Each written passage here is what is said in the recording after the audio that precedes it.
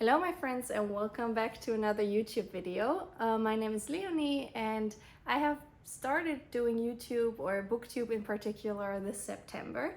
My very first video was a reading wrap-up about all the books that I read in September, but of course I read many other books so far this year, and some of them were so amazing that I don't want to withhold them from you. So today I am filming a video about the 6 best books I've read so far this year, so before September, and I hope you're really gonna enjoy it. I read a lot of thrillers and mysteries, but I also have coming of age novels and some nonfiction and a horror book, so I hope it's something for you.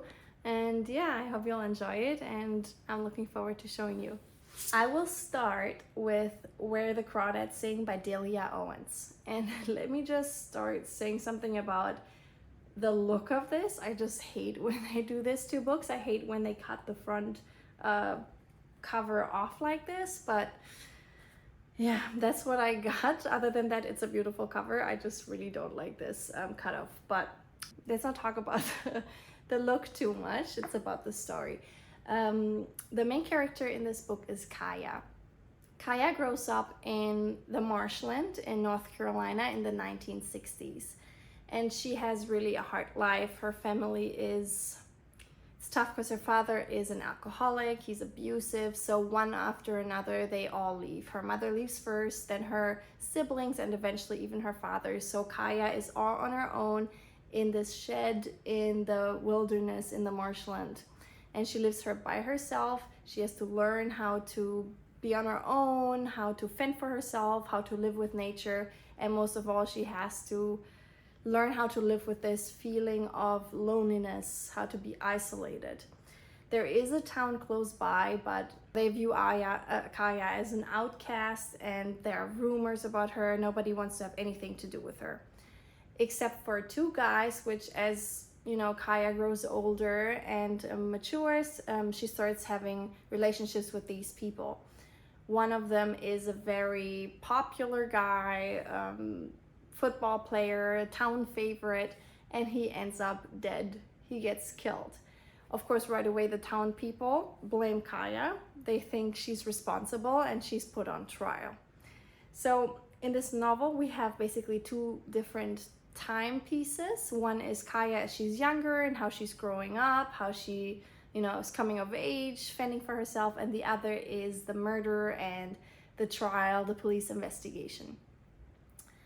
I just love the setting of this book. I have lived in North Carolina myself for a while, and the marsh is just fantastic. Like how Delia Owens describes it, it's amazing. She is so good.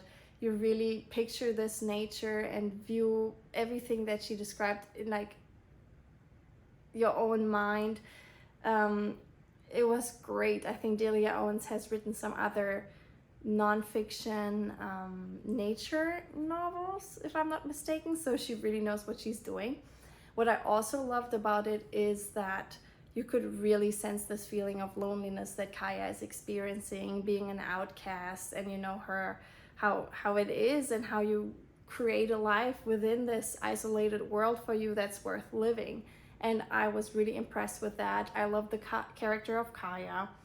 To me, the book was less about the mystery of who killed the famous town boy as it was about Kaya and coming of age and, experiencing love for the first time. As I said, the loneliness. And yeah, it pulled really at my heartstrings. It's an emotional read, and I can recommend it to anybody who loves coming of age and maybe a little bit of mystery. It was fantastic to me. I gave it 5 out of 5 stars, just like any of these other books here. The next book is a thriller. It's The Silent Patient. Actually, it's a psychological thriller. And in this book, we have Alicia Berenson. She's an artist, and she's married to a guy called Gabriel. From the outside, they seem to have the perfect marriage. But that image quickly falls apart because one day Alicia just shoots her husband in the face 5 times and then stops speaking forever. She doesn't explain at all why she did it, what happened, nothing, no explanation. So she's sent to a psychological facility, psychological ward, and is sitting there not talking. We also have a psychotherapist called Theo Faber. He starts working at the facility where Alicia Berenson is held, and he's very interested in her case and wants her to start talking. So he spends a lot of time with her and is starting to become a little obsessed with her story because, you know, it really bothers him that she's not saying what's happening. So that's the basic storyline. I thought it was a great thriller. It's actually the author's first novel to ever be published, which blows my mind. I was specifically amazed by the twist in the end. I did not see it coming. Maybe some of you will, but I did not. To me, that was a crazy twist I did not expect. It was a fast read. The chapters are really short. I don't know, it took me maybe a day. And yeah, it was thrilling throughout the whole book. I had a great time reading this. So if you're into thrillers and haven't read it, please do. Oh, I forgot. I also want to say that I just love stories that take place in psychological facilities, mental wards. I think they are just a great setting for thrillers. So if you know any more books that have that setting, that, you know, are psychological thrillers that you can recommend, please let me know below. I would love to have some recommendations to keep reading. All right, next is The Southern Book Club's Guide to Slaying Vampires by Grady Hendrix. I think this cover is just fantastic. I think it's so pretty. But yeah, this is actually a horror book, and it was the first horror novel I read. And I wasn't really sure if I'm gonna like horror or not before, but I was so entertained. This story, yeah, was to me also a page turner. I just loved it. We have the main character in here, which is Patricia Campbell. She's a housewife. She lives in South Carolina and close to Charleston, and her life is really, you know, just taking care of the house. Her husband is a workaholic. He's never really there. She has 2 kids, but the daughter, you know, is at the age where she's not really the biggest fan of her mother and does her own thing, and so does the son. So her life is not really the most exciting, you could say. The only part where she really enjoys herself is her book club. So there are other housewives in around Charleston, and they meet once a month and discuss books, and they specifically love mysteries and thrillers, so that's kind of their thing. So they have this is their life, you know, you could say it's a little boring, there's not much going on, until one day a new guy moves into the neighborhood and then strange things start happening. We have some gory things, some very unexplainable phenomena, and also children start to go missing. So Patricia starts investigating, or is thrown into this whole story, and starts to think that maybe it has to do with this new guy in the neighborhood. So her and the book club are trying to figure out who he is he a murderer, or maybe he's even something worse than that. So yeah, I just love the protagonists in this book. I thought it was great to pick the housewives in South Carolina and show that, you know, make them heroes. I just love that, and I thought all of the housewives, all of the women in this book were interesting characters. I loved their friendship and how they were interacting. And yeah, as I said, I had no idea if I would like horror or not. I wasn't really thinking I would, but it was so entertaining to me. If you want to give the genre a try, I can recommend this book very highly. And yeah, I hope you enjoy it as much as I did. The next novel is also a thriller. It's Gone Girl by Gillian Flynn, and I know a lot of people know this book. It was my first read by Gillian Flynn, and I will definitely read more books by her. In this one, we have Amy and Nick. They are married and live in Missouri. Was it Missouri? Yes, North Carthage, Missouri. They've had a crazy love story. They met each other in New York, and we get some backstory, how they got together, and you think that they also have a fantastic marriage. It's on their 5th wedding anniversary when this book starts, and it's on that day that Amy goes missing. So the police start investigating, and they soon find proof that Amy was afraid of her husband for some reason, so he becomes their prime suspect. Nick, of course, says he has nothing to do with it. He feels like he's being a scapegoat. Somebody is blaming all this on him, but Amy's body is never found. So where is she? That's basically the storyline here. And I don't know how to describe it without spoiling, but the book is written from both the perspective of Amy and from Nick. And let me just say, every time I read Amy's chapter, I was team Amy. I was like, something has happened to her. This is horrible. He definitely did it. How could he? They have to arrest him. Then I read Nick's chapter, and I was all of a sudden team Nick. And I was like, no, this doesn't add up. He can't have been the guy. It must be something else. And I don't know how Gillian Flynn did it, but every chapter I just, was back and forth and back and forth.